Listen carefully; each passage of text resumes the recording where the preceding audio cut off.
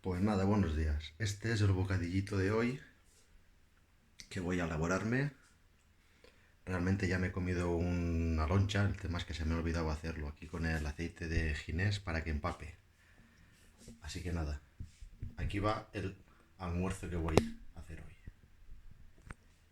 Primero ponemos el aceite que empape bien, como dice el señor Ginés. Ahí, todo bien untadito de aceite.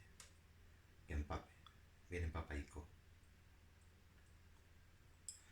Yo después lo que hago es me pongo el queso fresco, acabado de traer, elaborado aquí mismo, en mi pueblo. Ahí, el quesico. Ahora lo dejo aquí. Ahora, el siguiente paso es este lomito, también elaborado aquí, en mi pueblo. Bueno, donde vivo, no es mío el pueblo. Siguiente paso es unas lonchicas. Antes me he puesto pavo, como tiene Ginés pavos por ahí, pero no. Ahora es jamón york. Ahora es york.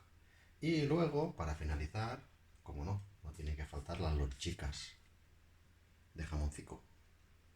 Ahí tengo las lonchicas de jamoncico.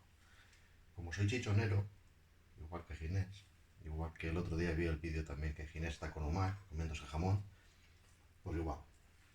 Una, dos, y esta se viene para mí.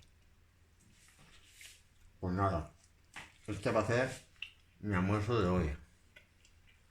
Espero que lo disfruten.